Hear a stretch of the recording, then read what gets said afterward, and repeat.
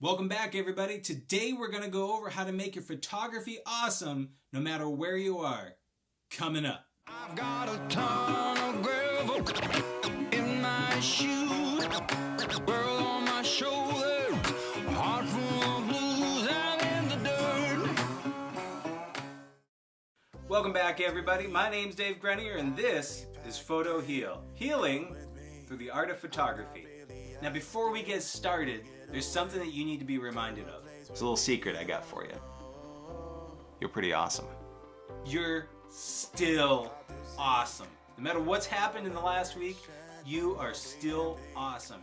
You are the bee's knees. You got this to infinity and beyond. No matter what it is that's gone on in the last week, you can overcome it. We can do it together. Now let's get going. Now, last week I told you that we were going to learn how to take photos no matter where you are, even if you were stuck in bed in the hospital. So that's what we're going to do today. So one of the mistakes that people make when they want to take a photo of something is that they just aim the camera at it and take the picture. And that's okay. You can just take a photo of pomegranates and say, "Hey Grandma, look at the pomegranates that are growing on my tree." That's totally cool if that's what you want to do. But if you're looking to amp up your photography, you need to know three key things. So the first thing that you have to know is what you're trying to take a picture of. What is your subject? Is it a person? Is it your dog? Is it your cat? Is it what you're eating for cereal? Is it that pizza that everybody's so jealous of? What is it that you're trying to take a photo of? The first thing that you have to do, get closer to your subject. So the subject in this photo are the pomegranates. And there's nothing wrong with this photo. If I want to show my grandma that I'm growing pomegranates, this is fine. She can see that I'm growing pomegranates. These are the same pomegranates. I'm aiming at the same location, but I changed my perspective. I got down low and I got closer. When you take a photo, you're trying to do one of two things. You're either trying to share information or you're trying to get an emotional response. Now, sometimes you can be doing both, and really good photos do both. Now, if you take a look at this first photo, you're going to see a book of Sherlock Holmes. And you can see I'm reading a book. But it doesn't evoke any emotion. And what I'm trying to do here is evoke emotion. Now, it's still showing you that I'm reading a Sherlock Holmes book. But there's more depth to the picture. And I don't just mean depth of field. There's actually depth. It gets you in here. It gets me in here. This is a much more interesting photo to look at. Alright, now look at the Hulk.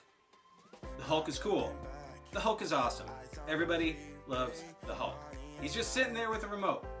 That's it. This is something that most people are going to have near their bed. Maybe not the Hulk, but you're probably going to have a remote. And maybe something else. You could throw some keys in there. Whatever it is, the same thing applies. So again, people are going to see information in this photo. They're going to say, "Oh look, he's got a Hulk figurine and it's next to a remote on his bed.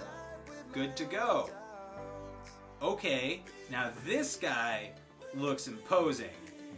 I don't want to mess with this guy. I don't want to touch his remote. Don't touch it! Don't touch the remote! Sorry. You wouldn't like to see him when he's angry. The point of this whole thing is that no matter what your subject is, you want to get close to that subject. Now you can just move straight on in, but what makes an interesting photo is when you see it from a perspective that you don't see it normally. Just getting closer, getting lower, going to the side instead of face on, just seeing it from a different way than you always see it. Even if you're just going to take a picture of cereal boxes in the grocery store, if you get it at a different angle than what you're used to seeing it as, then your brain's going to say, "Oh, that's interesting, that's cool, I like it."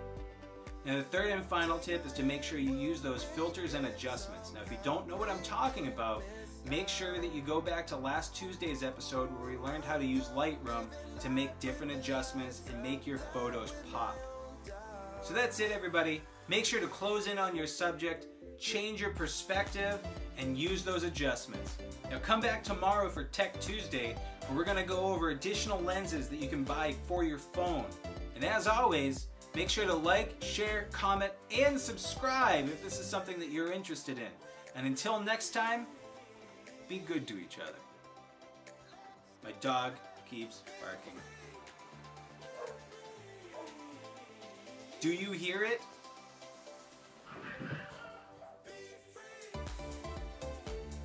Make sure to close in on your subject. I can say it when I'm not trying to do it for real, but when I try to do it for real, I just blah, blah, blah.